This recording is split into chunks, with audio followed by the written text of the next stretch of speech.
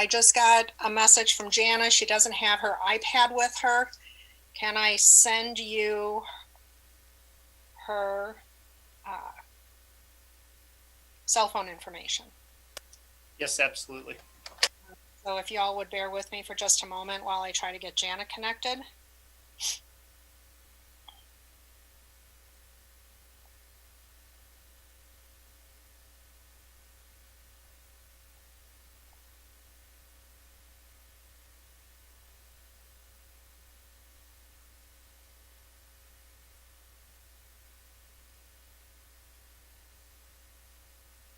Guess what, Brandon? I don't have your cell phone.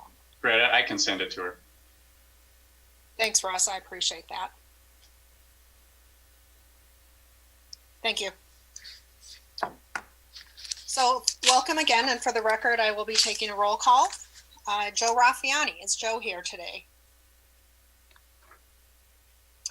If he joins later, will somebody make me aware of that so that he can be added for the record? Jan is trying to get on. Michael Leo. Present.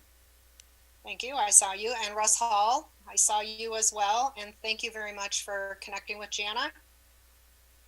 Jen Hoffman. Present. Thank you. Brian Yates. Present. Thank you. Scott McCullough. Here. Tanya Ludwig. Present. And the chair is here. So we will wait for Jana to join. And if Joe Raffiani shows up, would you please let me know so that can be recorded for the record. So before we get into the body of the meeting this evening, which will include basically the superintendent's report with updates, I want to go over the communication from the public. And the communication from the public for the majority of it is the same communication from the public that we have done at all of our regular meetings, but with the virtual meetings that we've been conducting now quite a number of times, we have changed the way that our public comment is received. So I'll just read that through for those that have not been aware of that. I think most people are aware of it, as we received over 100 public comments at our last special board meeting. For those that have not participated, the public comment for a virtual meeting can be submitted in electronic format using the Google Documents link provided on the district's webpage. When accessing the district's homepage or school board page, a pop-up window will appear with a link to the Google document. Submissions do require full name and home address for the record in order to be submitted for the record, and they're limited to a 500-word count. Submissions will be screened and read verbally by the district clerk or his designee if we have a number of them to go through. And I thank you to Dr. Olszewski, who helped out last Monday. And they'll be read prior to the conclusion of the meeting. Because there is nothing that we are voting on this evening, we will just simply have those public comments read at the conclusion of the meeting. So with that, we'll move on to the next agenda item, which is the superintendent's report.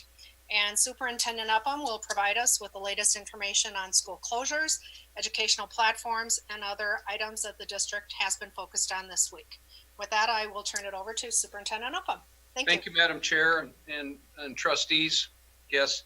Wow, what a whirlwind of a week. I know we've been meeting weekly, and so just a few comments before I turn it over to Ms. Bacon. And it is Teacher Appreciation Week, and so big shout out to our teachers and all the work that's gone on. I think we've been able to witness a lot of the excellence that's been going on, and I'm really glad that Ms. Bacon was willing to visit with us. I had shared with you, Madam Chair, that I'd really like to bring on several teachers so that they can interact with the board and just do a little bit of Q&A about in the day in the life of a teacher with online learning, and same with some of our administrators. And so Ms. Bacon was gracious enough to grace our presence tonight. So thank you, Ms. Bacon, for being here. We really appreciate you.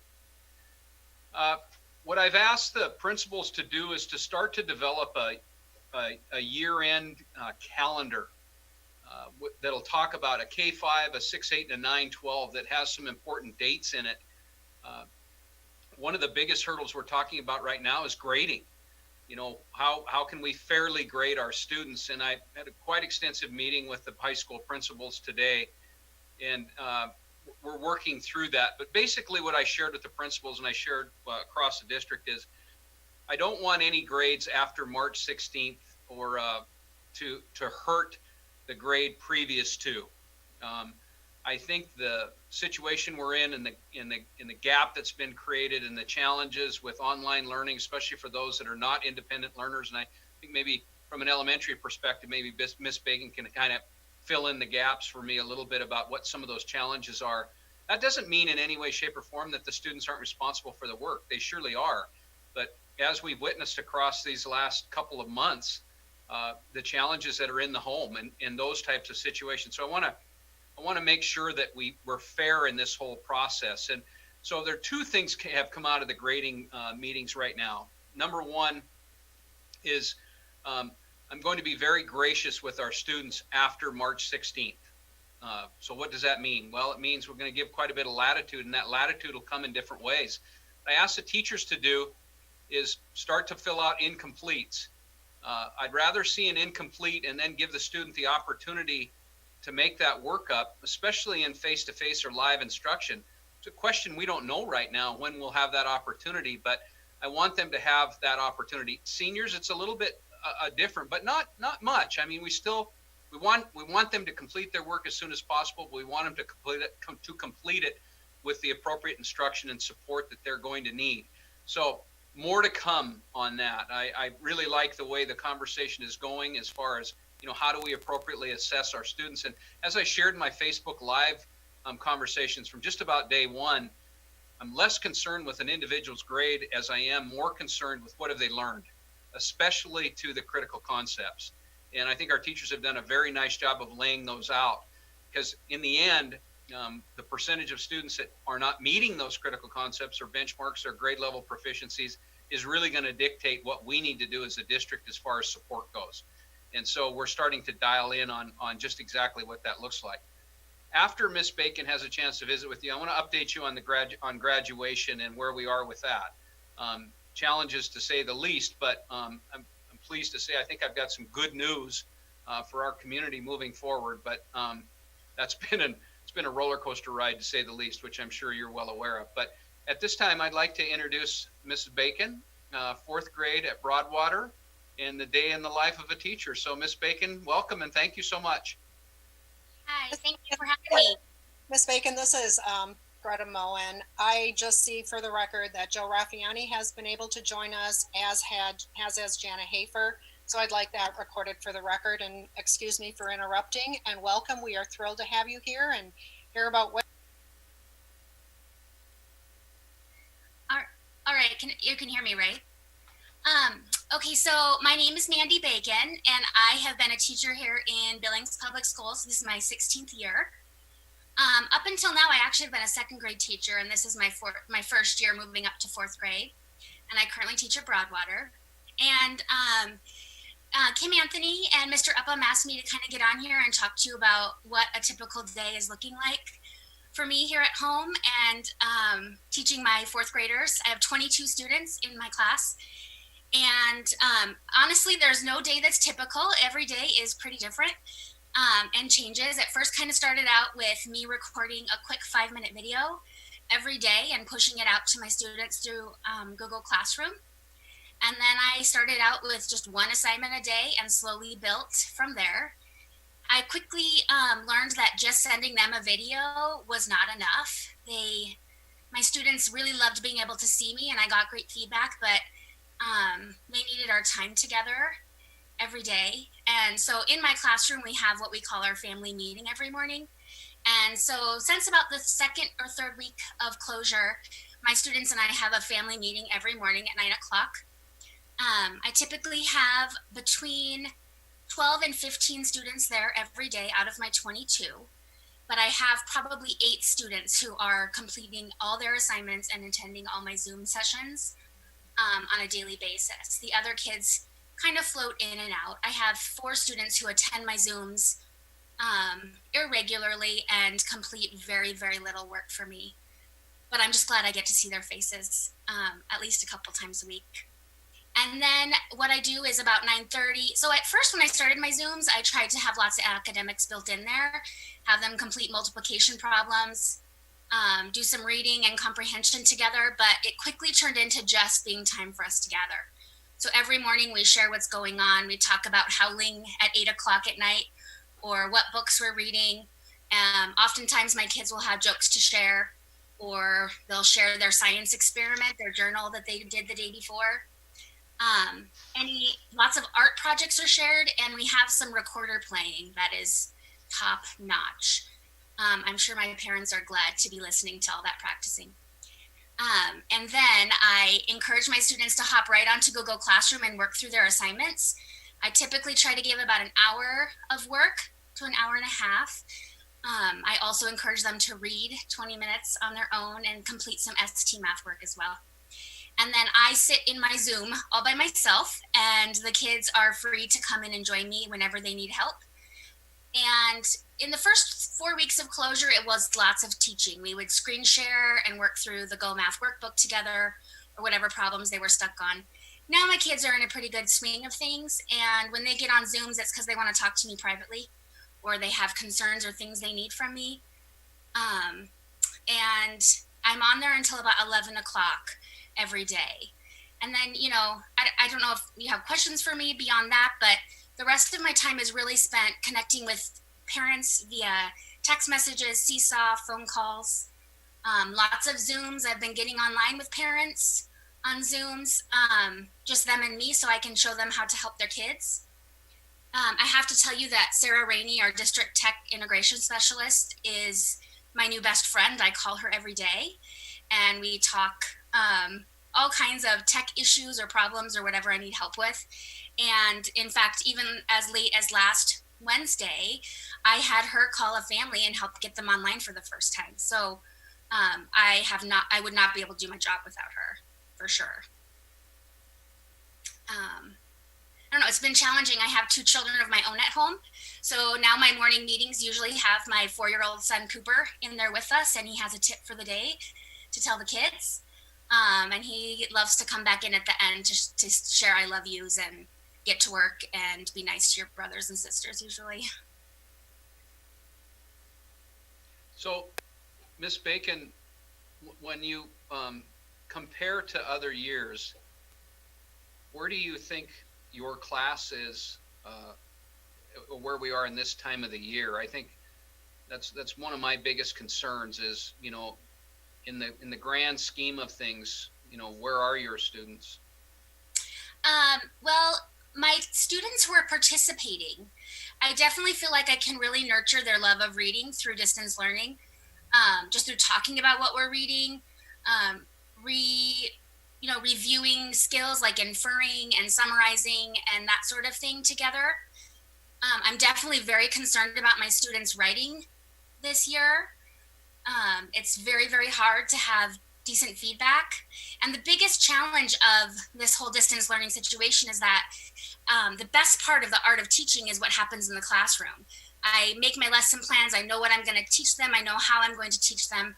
And then those kids show up and everything I planned is still there, but I'm taken in complete new directions for what they need. And this sort of format is so one-sided that I can only guess what they need, and sometimes I can help them along, but a lot of times I'm so busy helping them with their own sadness and grieving over missing each other and missing what a school usually looks like, that some of those writing things and other, worries have to kind of fall to the wayside. Math is definitely going to be a challenge for my students as well. My students were, their math skills came to me poor. We were making some really great progress, but 4th grade is pivotal in math learning. We go to long division, fractions, multiplying fractions. They just learn how to multiply solidly in 3rd grade. So a lot of those skills are going to have to be taught and retaught and reviewed next year, because lots of parents aren't equipped to teach that. When I taught 2nd grade, I wasn't equipped to teach 4th grade math. I had to study and learn. So I don't know how parents would be able to really help their kids in the way that they would need for those skills.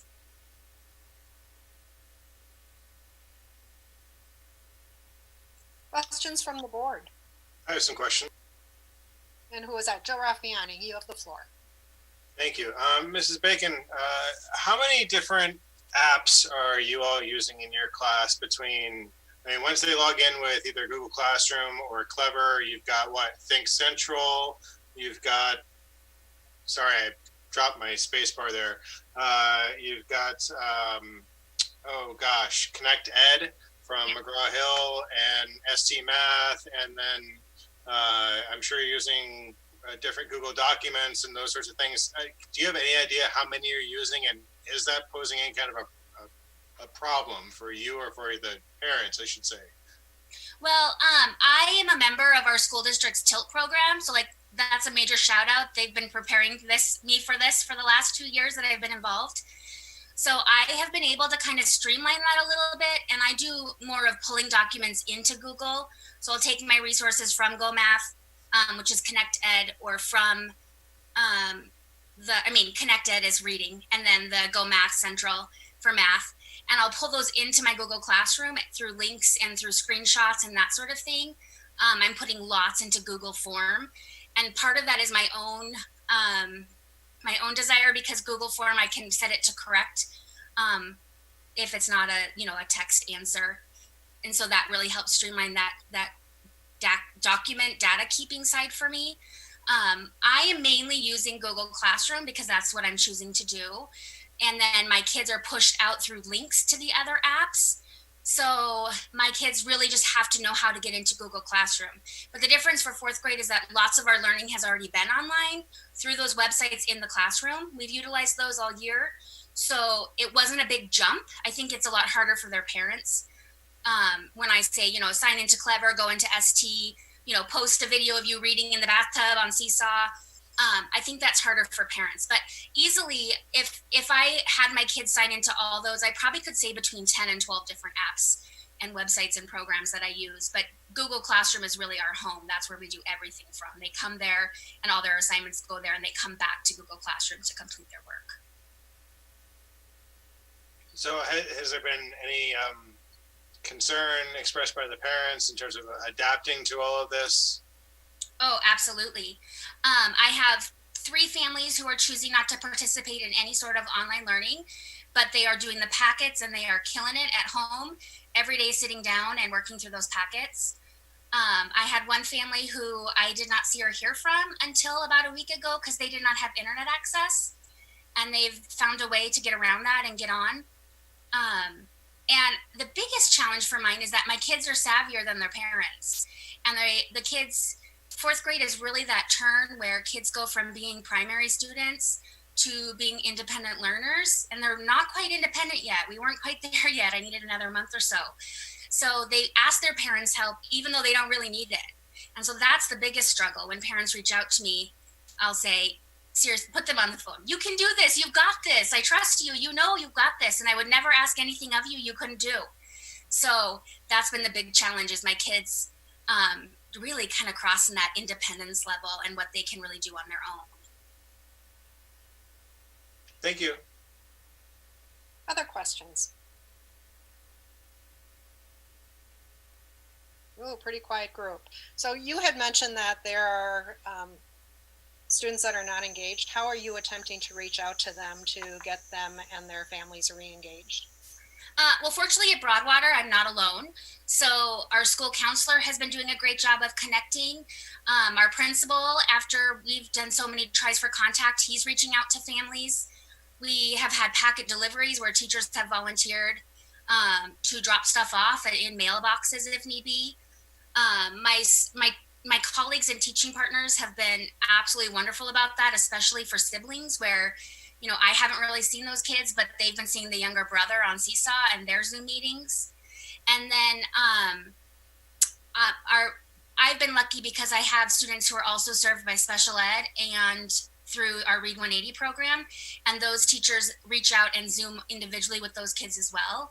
And so, typically a lot of our more at-risk students are also below level or below proficiency level right now. And so we're able to kind of try to grab them in through all those teachers calling and not just me. But it is lots of calling and texting and messaging. And there are students that I have not seen or heard from that Mr. Huck has gotten to talk to a little bit, but that I have not seen since March 13th. Are there other questions? I do have a question on the participation, internet versus picking up packets. What are you seeing percentage-wise in your classrooms? Well, I'm really trying to urge parents to do more of the online learning because I adapt it. I mean, I'm a teacher, that's what I do. So, if a lesson doesn't go well Monday, I switch it up and change that math lesson for Tuesday. And if they grab a packet, they're getting 2 full weeks of work. So, I think it's a major challenge for them because that work is very stagnant. It doesn't change. They do this lesson this day and this lesson the next day. Or online, I can teach that lesson and realize nobody understood it and I need to revamp it and try it again. So, I think the parents like the consistency, the schedule, especially if they have lots of children at home. One particular family I know has 4 children at home, and the reality of trying to keep them all on task on their Chromebooks is just too overwhelming and much easier to manage with paper packets. And so that's the way they're doing it. My knowledge of their performance is it's so behind because they have their packet for 2 weeks and bring it to me and then grab the next packet. So they've already got their next set of work before I even know how they were grasping fractions or whatever they were working on before. So it's definitely been really challenging, but luckily these parents are very committed and are truly teaching their kids at home. Thank you. Other questions, comments from board members? Ms. Bacon, thank you very much. I appreciate you giving an insight into what it is with our frontline teachers dealing with our students, with our families, and appreciate your dedication and your care for your students comes through to us as on our Zoom meeting, and I'm sure it does to them as you're meeting with them daily. So thank you for your dedication and appreciate the unified support we have in our district with our teachers, with our IT. Keep going. It's a new normal. Thank you. Thank you. Thank you, Ms. Bacon. Enjoyed that. Thank you. Madam Chair, I want to talk about graduation, and I know we've all received a lot of feedback. So back up a little bit. The initial plan included the governor's phase 1 opening, which, talked about 4 primary areas to consider. That is possibly provide a live stream of graduation if you can, especially for those individuals who are health compromised, and then consider limiting spectator attendance. And then for larger schools, consider grouping graduates or providing multiple ceremonies. And then obviously the final one was follow social distancing between families. And so as I introduced the first round of this, it was to follow the governor's 10 individuals or less.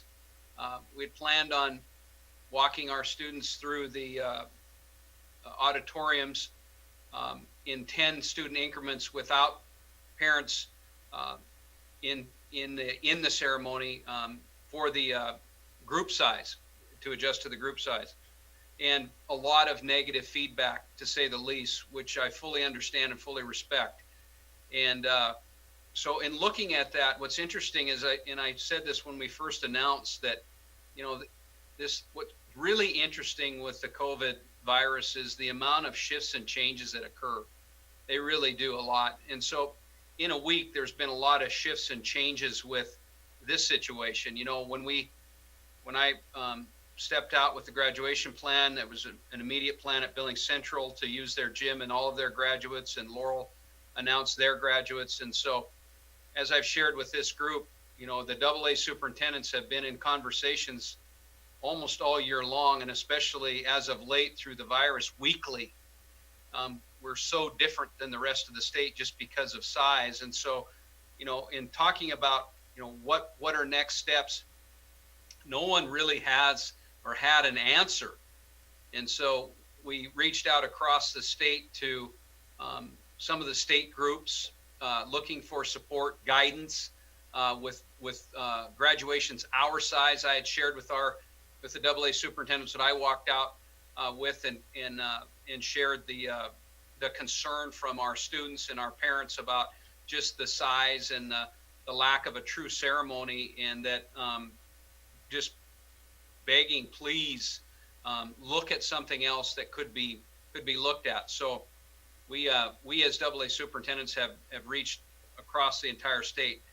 That being said, I just thought with the medical community that we have in Billings, I reached out to Mr. Jim Duncan, the president of the Billings Clinic Foundation, and said, Jim, any of your people, can you recommend anyone that could assist in helping me as a superintendent or even our state as far as what to look for. And I'm extremely pleased to say that Jim reached out to the CEO, Dr. Scott Elner, and put me in touch with their disease control team.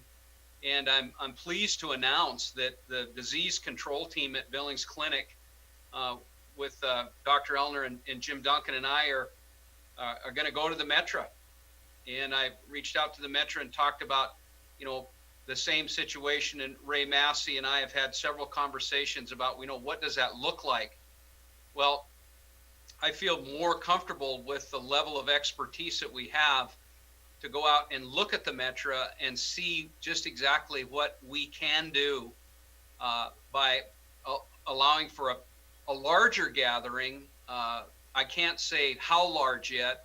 They want to look at the facility and visit with Metro staff to see, what type of organization that we can put together to ensure the social distancing and maintain safety. So better than what we had a week ago for sure, and we'll still continue to work with this. But I'm very very pleased by the leadership of Billings Clinic and the disease specialists, and also Mr. Felton has been, as I've said, and you've witnessed, side by side in all of our conversations. So, a little bit of flexibility, more so than what we had a week ago.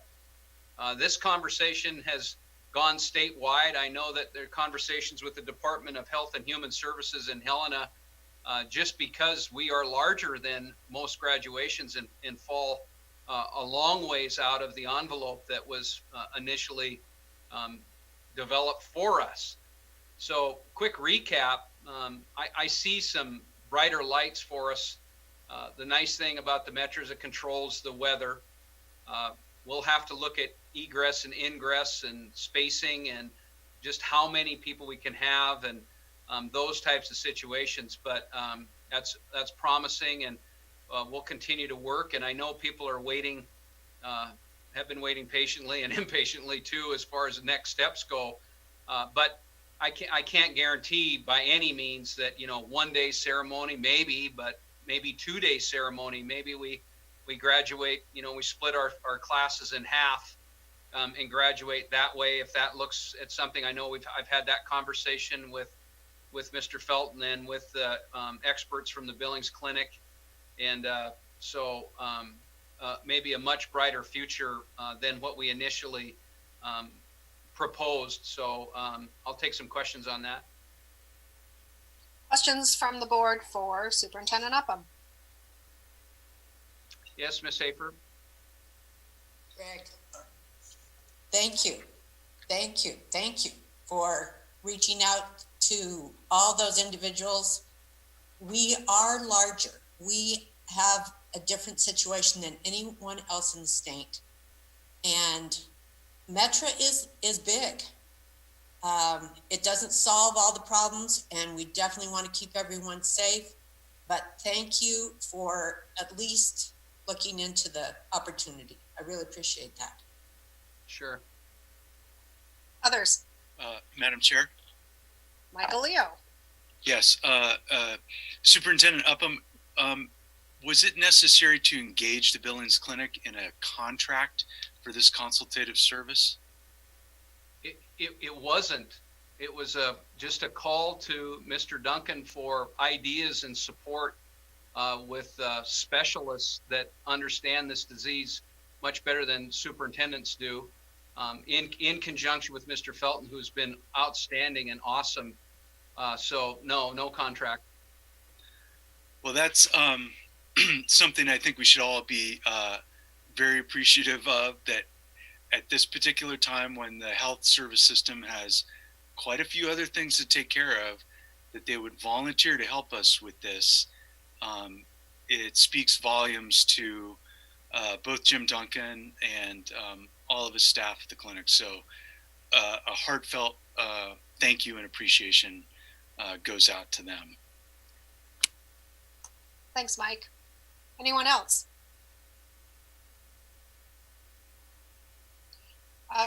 Greg, I appreciate you reaching out to our health professionals and to our medical professionals, to the health officers that we have both locally and statewide. And as the situation is constantly evolving, knowing that there are changes ahead for us, appreciate you having your finger on the pulse. So thank you very much. Appreciate it. Next item for you. Trustee Hall was, had a question. Yeah. Sorry, Mr. Russ, jump in. I'm a little behind. So, Greg, did I miss the timeline on when we think graduation might happen? Are we still looking at Memorial Day weekend? We are, we want to try and stay as much to the 24th as we can, because we understand how many families have planned around the 24th. The unanswered question now is, it's safe to say that each high school averages, at 400, a little less than 400 graduates. And so, what does that mean as far as spacing in the metro, and what does that mean as far as, the number of guests that could be accommodated? What does that mean as far as egress, ingress? What does that mean as far as bathrooms? What does that mean as far as cleaning and turnaround time? Because the disinfecting component is a critical piece to this. And so the medical professionals want to get an idea of the space, the flow of people, the required screening, the required face masks, appropriate security. They want to look at all that to see, what's feasible and what isn't feasible. But I think what I can share with the community as far as planning goes is I don't want to speak prematurely, but I would assume that we may be looking at 2 days of graduations. We may have to split them and may not, but it just depends on the layout and the flow of people that's going to be the most critical, and the ability to disinfect after an event, and how long that would take to disinfect at the level that it needs to be disinfected, and then accommodate the next group coming in. So those are questions yet to be answered, but we are going to try to hold as best we can to the 24th, and possibly the 23rd in front of that, depending on the number of ceremonies that we can safely put through. Great. And thank you again for looking at all the solutions. I know the community is especially grateful. So a couple of things. I assume we're looking at attendance, number of family members that might be able to attend. Clearly there has to be some sort of a limitation, most likely. And then just to reaffirm, so these are decisions that Mr. Felton he's agreed upon. He's given the green light, and then the state as well is given the green light. That is correct. This conversation is local and state, and then our resident experts, our disease specialists from Billings Clinic, will guide what it looks like as far as a ceremony would be concerned. Great. Okay. Thank you. Appreciate it. Madam Chair. Yes, sir, Mr. Raffiani. Hey, Greg. I'm assuming that even though you can't say how many people will be able to attend, the idea of changing what we had proposed last week is that it'll be more than 10 people at a time?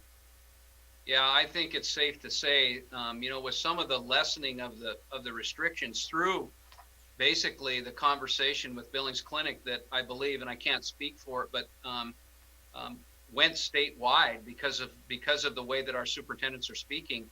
Yeah, we're looking at being able to accommodate more students graduating, which means that you're going to have more guests in attendance. That is an undetermined amount right now, depending on the flow of people and how they come in. I fully expect, I just to prepare people, we're not going to be able to allow the number that has gone in before by a long shot. It's going to be significantly less than that. I just don't know at this point in time what that number would be. And then, do you have a drop dead date by which the public can expect a decision to be made? Well, we had planned, we being Mr. Duncan and the disease team, along with with the Metra staff, and I'm hoping Mr. Felton, we're going to try to get in either this week or early next week to review the facility and start to put the final pieces in place. So hoping soon, but like I said, we're trying to hold to that 24th and possibly a day in front of that. If we would have to split our graduations in half, maybe do 3 one day, 3 the next, or 4 one day, 2 the next. Those are just some of the logistics that we have to walk through before we can answer any of that. But fair to say that these plans will be somewhat in flux for as long as they need to be, but trying to keep those dates. Yeah, exactly. And the other part of this too is if we experience a spike in cases, it could alter the graduation ceremony the other way. And so that has to be taken into consideration too. So just that's one of the areas one of the concerns moving forward. We don't know what that looks like. We hope it looks fine. So we'll just see how it goes. This has been an extremely fluid situation as far as decision making goes. So you just have to be. Thanks, Chair, Mr. Superintendent. Go ahead, Mike. Yeah, are we going to do a survey to determine how many families and or students would elect to participate in graduation were there to be one? Yes, as of right now, let me find my notes. As of right now, it's single digit numbers of people who said that they would not participate. So it's less than 10 students in each school at this point in time. Now that may grow. We don't know, but in checking with our principals today, that's where we are.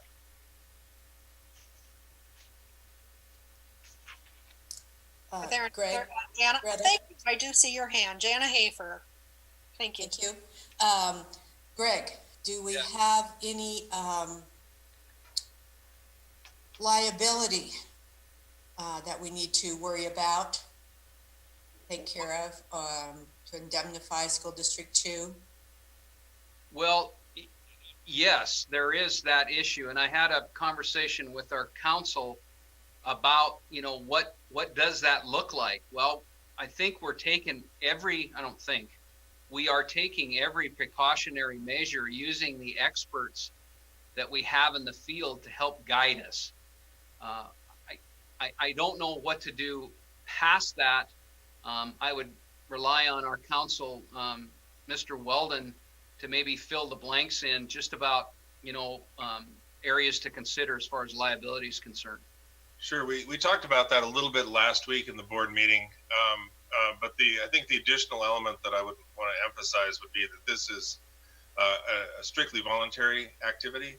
So no students would be required or expected to participate, and no family member would be required or expected.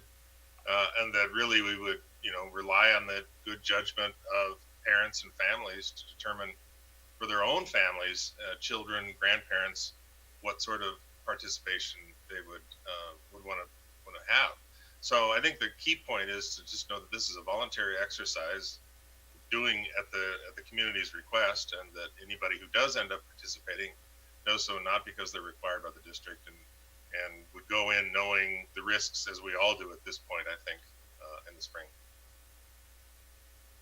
Thanks. Thank you. I found my numbers. So as far as graduation, as of today, now, obviously this is subject to change, but Skyview currently has 320 students registered for graduation, and 5 have confirmed that they will not be involved with the graduation. Now, mind you, graduation numbers change up until the student walks across the stage. Now, they don't change drastically, but they do change. And so, depending on what happens in the next several weeks, so Skyview's at 320, and 5 have confirmed that they would not participate in graduation. West is at 400, and they currently have 7 that have confirmed that they will not participate in graduation. And then senior is at 380, and they now have 10. So those are the numbers as of 6/12 today. Mr. Superintendent, Yes, sir. so were those responses based on the graduation plan of 10 at a time, or were those based on this larger public graduation at the Metro? I don't know that. I can check Trustee Leo, but I don't know that. I would assume it's based on their list that they have in their communication. So whether it was the 10 or not, I don't know, but I can confirm that. Okay. Well, I think the point is that if we let them know that this is a possible option, you may have a lot more families that opt out of participating in that, and that would ease the burden on the system and the cleaning and the spacing of the ones that choose to. Do you get my point? Yep. Okay. Yep. So it might be worth a double check to see if under that regimen they would do that. I have a question. All right, Tanya, you're on. I've been patient. Greg, is that gonna allow like one of us or somebody to at least hand them their diploma with a mask on? As of right now, the information shared with us is that there is not a handover for the reasons of no, in fact, no shaking of hands has been shared. But as far as the information with me right now is that no, we would not hand the students anything, they would pick it up. Okay. All right. Thank you. Thanks, Tanya. Are there other You're questions? welcome. Are there other questions or comments? So Greg, on the subject of participation, if there are those that are not wanting to participate, do they contact their schools and let them know that they have elected not to participate in graduation? Yes, they would contact the principal. Mm-hmm. Yep. Thank you. Are there any other questions regarding graduation? Mr. Weldon, thank you for your input. We appreciate it. Hearing no more questions from the board or waving of hands, I will thank, Greg, did you have any other items on your superintendent's report this week? No, I just think with the remain in online learning was to start to nail down the grading. We're close on that.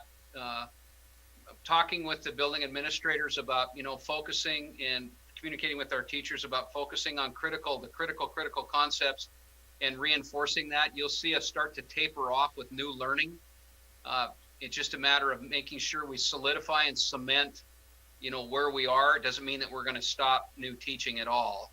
It just means that I'll ask the system to really focus on the critical concept as we finish the year out, so we have a better idea of just what we need to do when we go into a restart and what a restart looks like.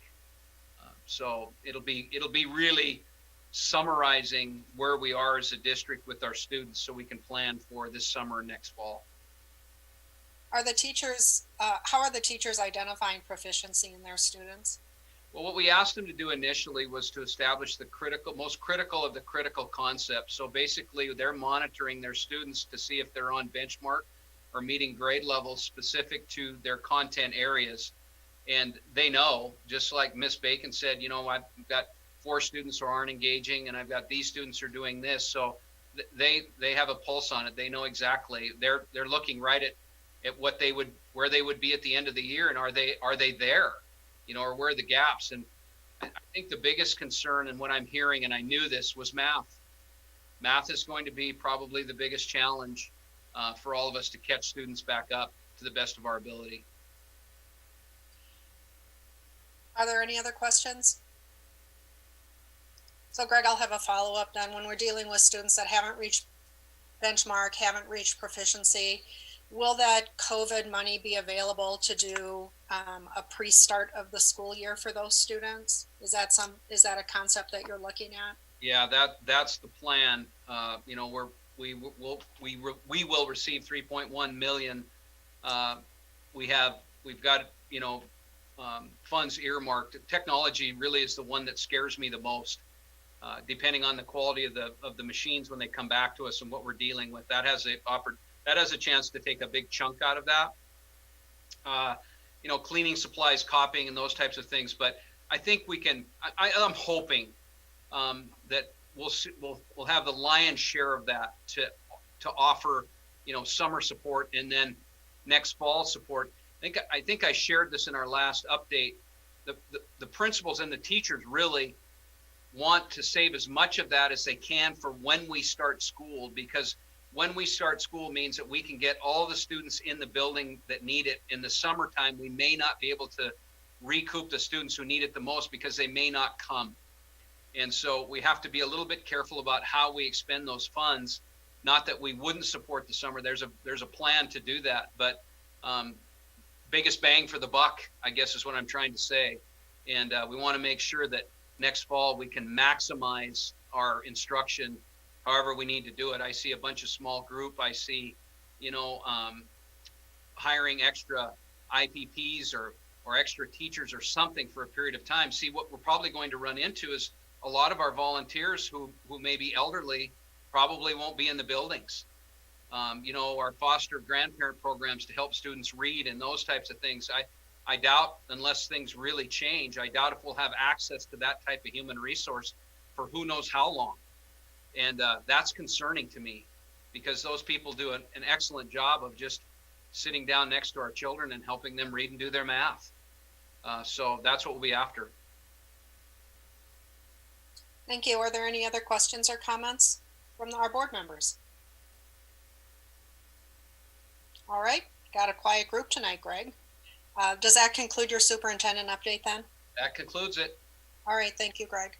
So the next item on the agenda are the COVID-19 available resources, and we provide these on the agenda every week just to provide the latest information, or the sites to go to for the latest information. We have our Billings Public Schools website, we have COVID updates, we have superintendent newsletter, and again, we have our new movie star, Superintendent Greg Upham, every day at 12:30 on Facebook Live. You can write in your questions and he will answer them for you.